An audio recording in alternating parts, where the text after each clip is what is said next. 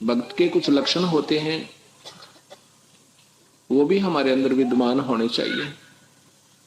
विनम्रता, कोई हमें अच्छा बुरा बोलता है तो हमारे अंदर सहनशीलता आनी चाहिए, उसको कहने दे। जिस दिन आपको कोई गाली देवे, बुरा बोले और आपके आनंद होवे, उस दिन भगत समझना अपने आप को। कुदरती बात है ये, एक उसका समझो अपनी भक्ति का पैमाना है आपके पास। आपको कोई बुरा बोल रहा है, अपने बुंडा अच्छा कहे, उसको ये समझना कि नादान अनजान बालक है, छोटा बच्चा क्या कह दिया करे, वो भक्ति मार्ग का जानकार नहीं है। और हम भी फिर उसी की तरह उतने ही नीचता पर आगे, तो हम भगत कहाँ के। हमारे अंदर बोलने का भी विचार भी कुछ ठीक होना चाहिए।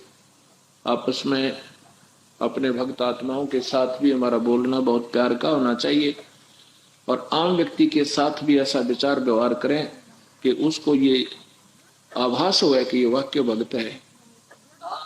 यदि हम उससे भी बदतर व्यवहार करेंगे तो हम भक्त नहीं, हम संत नहीं, हम किसी कुछ भी को ना। कबीर साहब के आवत गाड़ी एक है और उल्टा हो अनेक। एक ने हमें बुरा कहा और हमने उसको भी कह दिया तो दो और कहेगा, क्योंकि वो तो तेज होकर है अपनी तरफ से, तो खूब किसी के कारण से, किसी ना किसी कारण से तो कह ही रहा है, फिर वो ज्यादा गर्म है। और एक उल्टी कर दी तो 6 फेर देगा, और हाथापाई भी कर सकता है, कुछ भी कर सकता है। कहते उल्टी हो मत, वह एक रह जाएगी, एक और देगा, एक और कह लेगा, फिर आखिर में वो चुप होना पड़ेगा उसने। फिर कहते हैं कि गाली ही से उपजे कलह कष्ट और मीठ, आर सलै सो साधु है लाग मरे सो नीच। एक गाली से मृत्यु तक हो सकती है, झगड़ा बढ़ के, और उस समय हार जावे, उसने कह लेने दे। और जब फिर हम भी उसके गेला लट्ठम लट्ठा हो गए तो कहते हैं मार हार चले लाग मरे सो नीच। कबीर साहब कहते हैं कि हरिजन तो हारा भला, बेबे छोरी इसने तो पाछे ले जा तुम आप सोचा करो, इतनी अकल नहीं तुम्हारे में। बच्चे को पीछे ले जाओ उठा के, कया ना तो तेरे प्रार्थना कर ली, तो फिर भी नहीं टस से मसोरी, पीछे ले जाओ, वहां बैठा ले बच्चे को ना। भी बच्चा शरारत है ना माने, अनजान है तो। इतनी तो आपको कॉमन सेंस होनी चाहिए आप लोगों के अंदर। तो कहते हैं कि हरिजन तो हारा बला और जीतन दे संसार। हरिजन भक्त आत्मा, प्रभु की प्यारी आत्मा को हरिजन कहते हैं।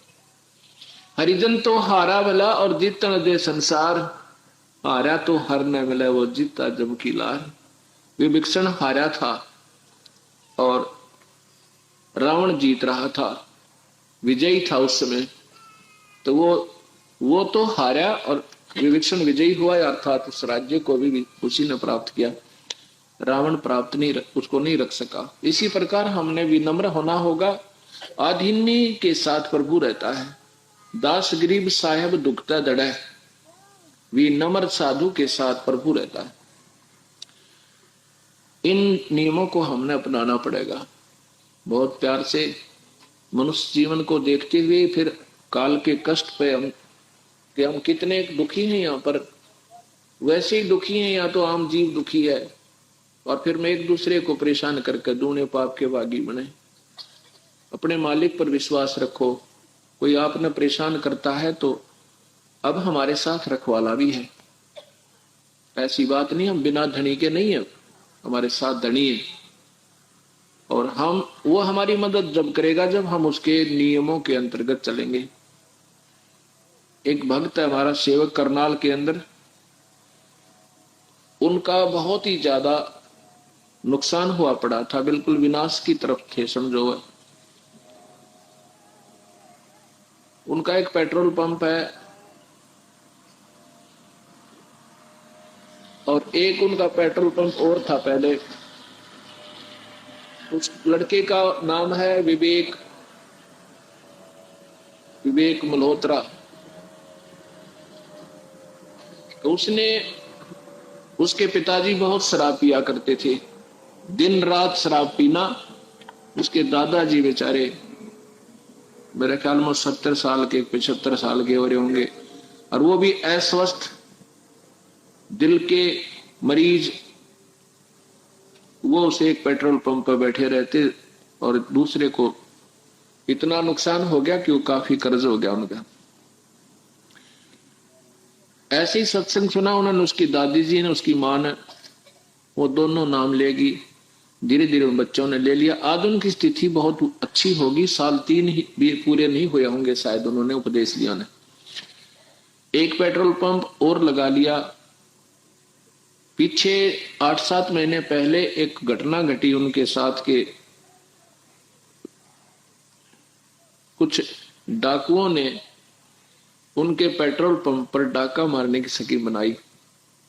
उससे पहले ही उन दोनों, उनकी कोई आपस में झगड़ा हो गया, एक ने दूसरे को गोली मार दी। फिर वो उसमें पकड़े गए, गौर पुलिस ने पकड़ लिए तो उनको फिर पूछताछ की तो उन्होंने बताया कि आज हमने ऐसे ऐसे उस पेट्रोल पंप पर डाका मारना था, लूटना था उसको, और वो आपस में उनका झगड़ा हो गया। तो 6-7 महीने पहले की बात है। अभी हम यहाँ आए ना, उस दिन 29 तारीख को सुबह सुबह फोन फिर आया। 25 तारीख को हम गए थे वहां पर, उसके नया पेट्रोल पंप लगाया उन्होंने, वहां वो कराए थे। उनकी विशेष प्रार्थना काफी दिनों से कर रहे थे, टाल मटोल भी बतेरी करी पर नहीं मानने, उन्होंने ज्यादा ही आग्रह किया तो वहां गए। हम 25 को वहां होकर आए थे। 29 तारीख 28 की रात्रि को ऐसे ही 6 लुटेरों ने फिर कोशिश की थी उनके पेट्रोल पंप पर। उस लड़के का सुबह सुबह फोन आया कि ऐसे ऐसे जी, या तो कमाल कर दिया, बंदी छोड़ दे। आज पेपर में आई है कि ऐसे उस मॉडर्न सर्विस स्टेशन के ऊपर इन्होंने डाका मारना था और वो पुलिस के हाथ लग गए। उनके पास कुछ पिस्टल भी पाए। इतनी खुशी हो रही उस लड़के ने, सारे परिवार ने नाम ले लिया।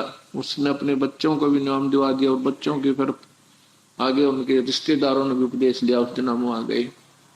तो भाव ये है कहने का, ये 2 घटनाएं अब उसको देख करके आम व्यक्ति ये चर्चा करता है, भाई कमाल कर दिया, कोई करड़िया प्रोटेक्शन है आपके ऊपर किसी पर शक्ति की।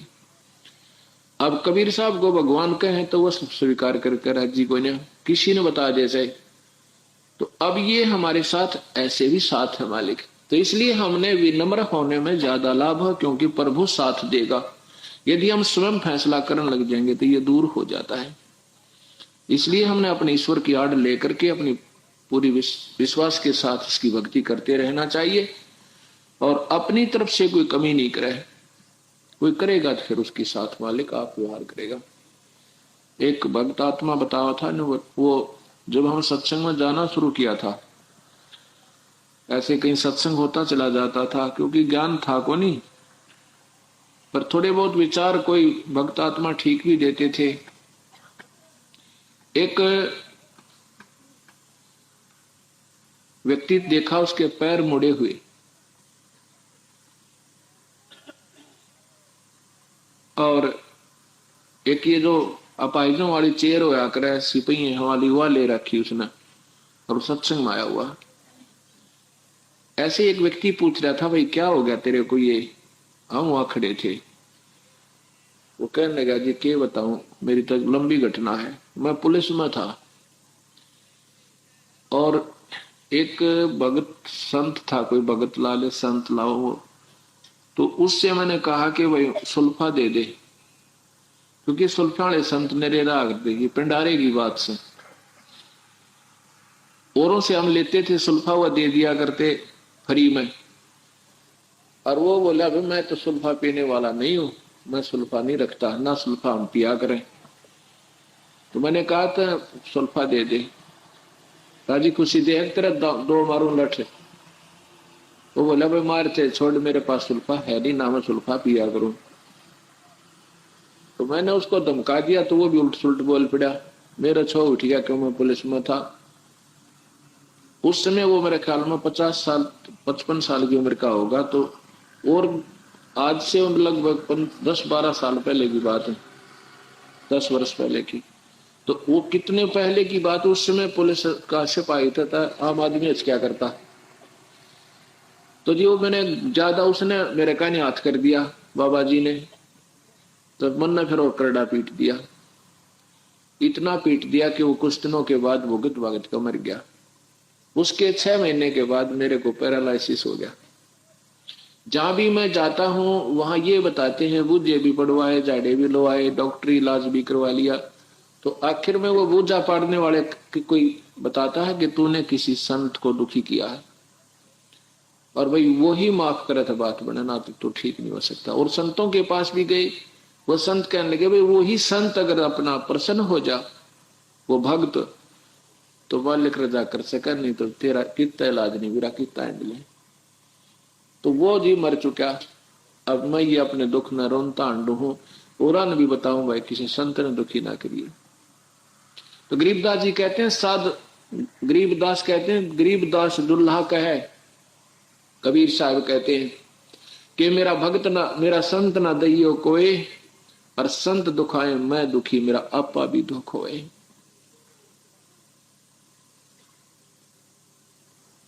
जो मेरे हंस कहते हैं,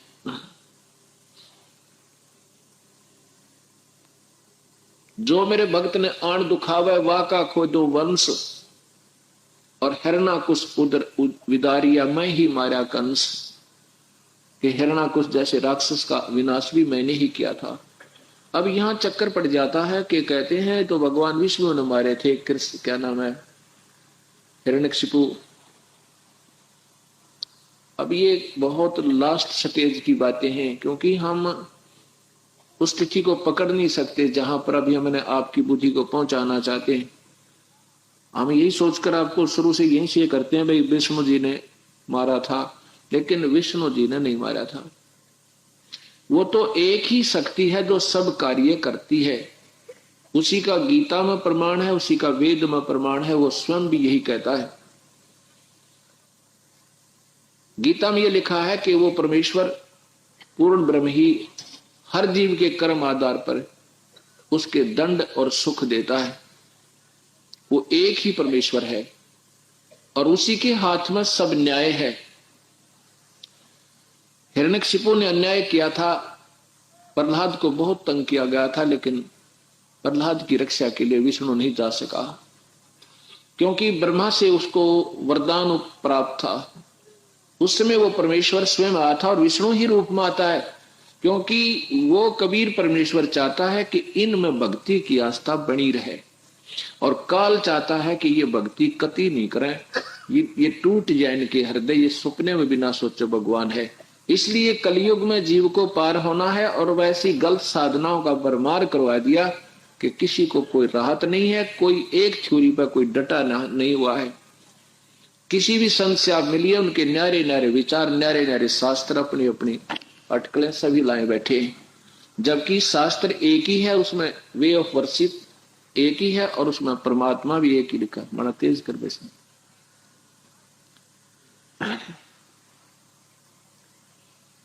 इस प्रकार जब हम सत भक्ति पर लगेंगे तो प्रभु के पाने की कोई लंबी चौड़ी कहानी नहीं है।